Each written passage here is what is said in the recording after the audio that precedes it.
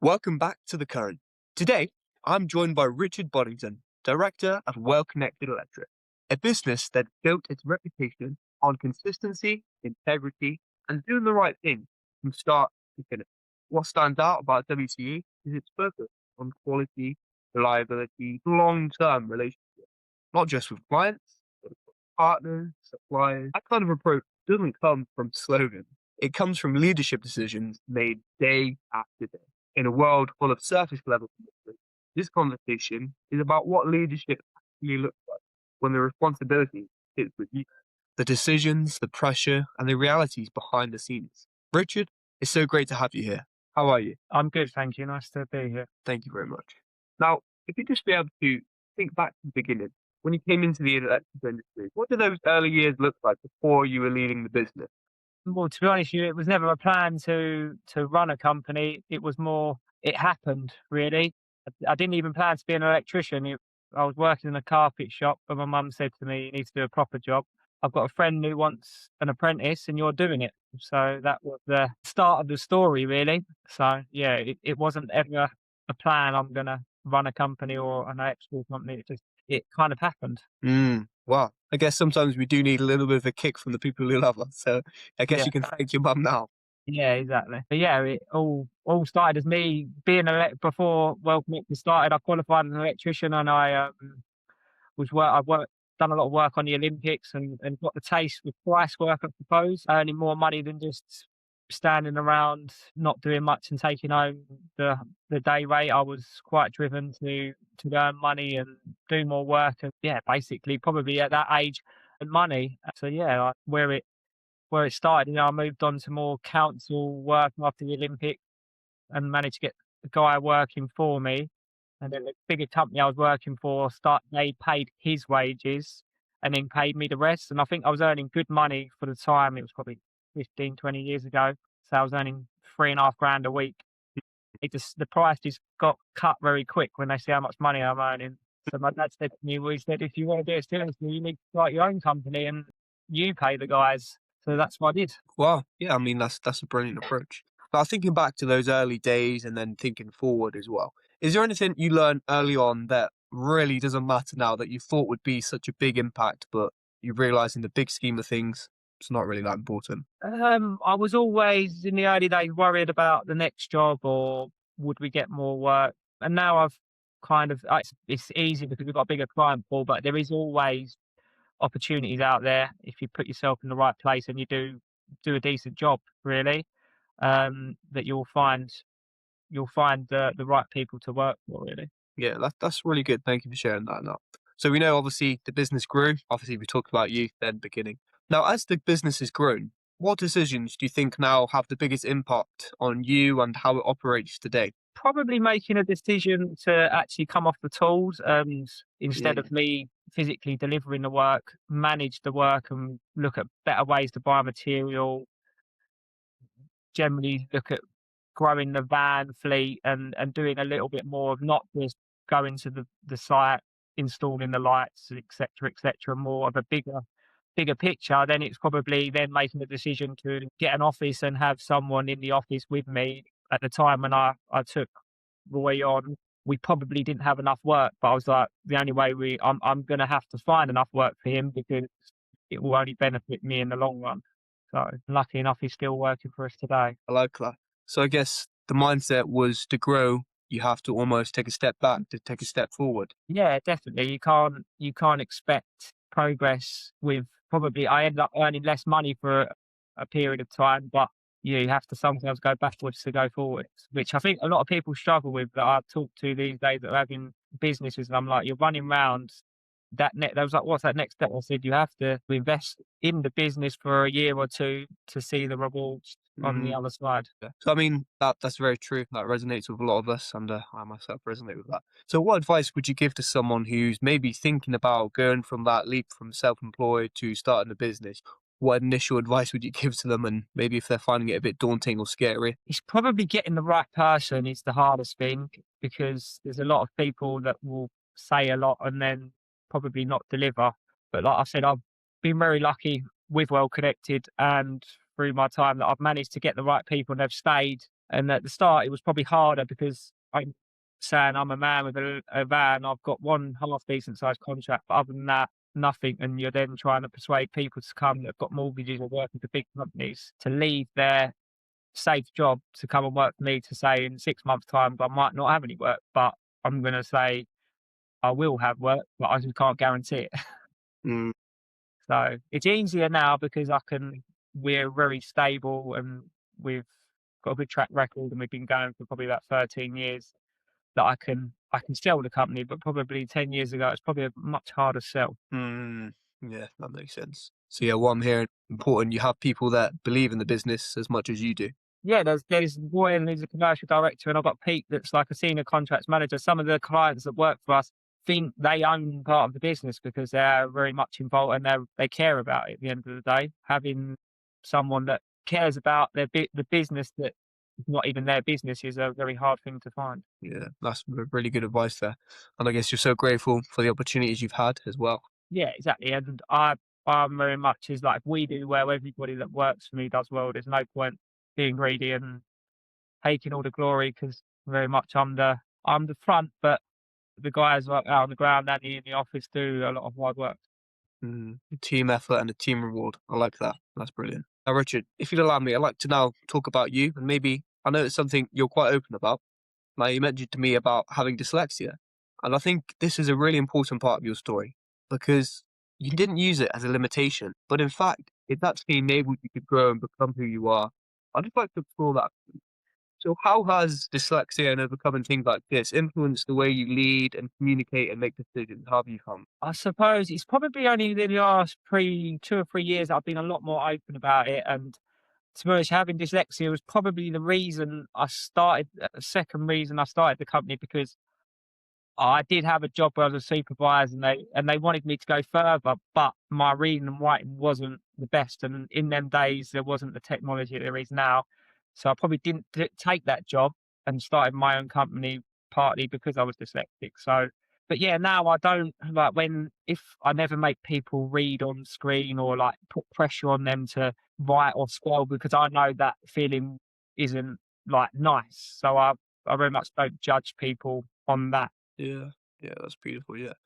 And what advice would you give to perhaps someone younger or regardless of the age who perhaps struggles with something or something similar, but they still want to make a career, they want to make the most of their life, and maybe they're feeling a bit hesitant? What advice would you give to them? Probably that at the end of the day, you turn your weakness into a strength, really, and don't be afraid to kind of expose it because most people are quite acceptant to it in a way, and yeah, you'll find ways around your I suppose it's a disability to a certain extent, and yeah, I suppose, but definitely people with dyslexic brains definitely think different to normal. I don't know what's a normal brain, but other people, because some of the guys I work with now, even in my team, they go like, "You're looking at this a completely different angle than I would have looked at it." So Mm. it's yeah, I still probably look at things a bit different. Do you think that's actually helped in some of the decisions and some of the planning and that you've had in your business? The fact that you've been able to look from a different perspective? Yeah, probably massively. I've probably taken a lot of risks on, and now I look back and I've taken that contract on, and I've signed up to them terms when someone else might go. If they read them properly and then you had it laid out in front of you, probably like, well, that's like if thing goes wrong, that's your company done basically. But yeah, I suppose I've just gone for it and not hoped for the best, but realised because sometimes you think the worst and the worst will happen. Yeah. Yeah. That makes sense. Yeah. It's almost like you've turned it into your superpower. I think that you're a living example and you're inspiration to younger people and myself as well that it's not about what you can do. It's about what you choose to focus on. You again just touched on mindset. Don't think about what goes wrong. Think about what you can do and using these things to your advantage and think of the positivity. And yeah, I And I'm not appreciate a very good electrician now, so I can't be an electrician. I appreciate you sharing that and your honesty as well. Yeah. So now if we could just talk now a little bit about the business. Now I want to just bring things straight to the present now. And obviously we know your role is very different. You just mentioned you're no longer an electrician. And this is what happens to a lot of people when they work their ways up. So where does most of your time and your energy go these days as a director? A lot of it is making sure we get paid.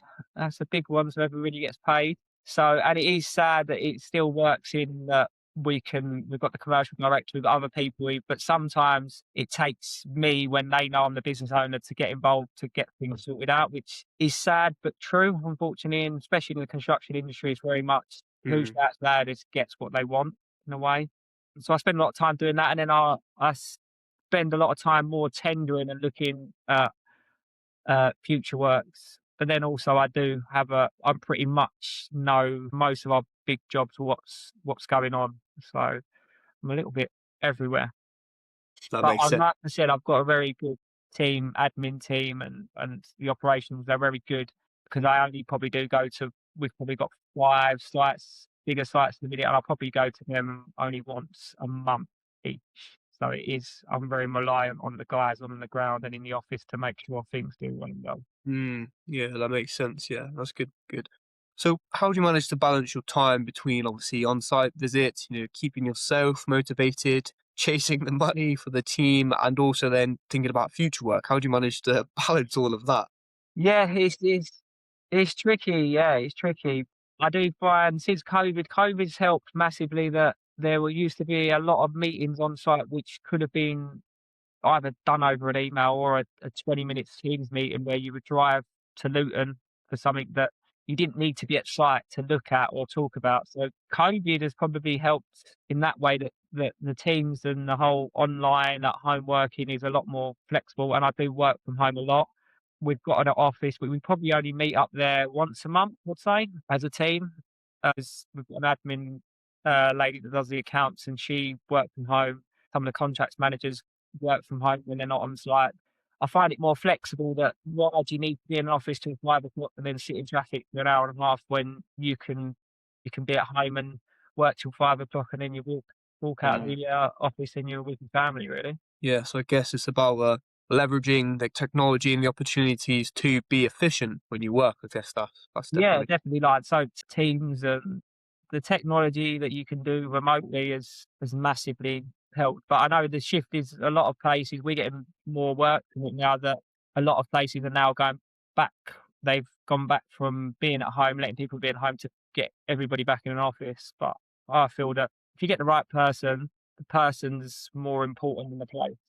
That's a key phrase. People are more important than the place. Yeah, because you can have an office full of 10 people, and they don't do a lot, and everybody just has an easy life, but I'd rather have 5 people work remotely that do their job really well and good and passionate about it. Yeah, that makes a lot of sense. Thank you for sharing. Yeah. Now, you briefly mentioned technology. You talked about obviously using it. We know Teams now, and that's scratching the surface. And without saying it, well, I'm going to say it. There's a big buzz and a hype about AI.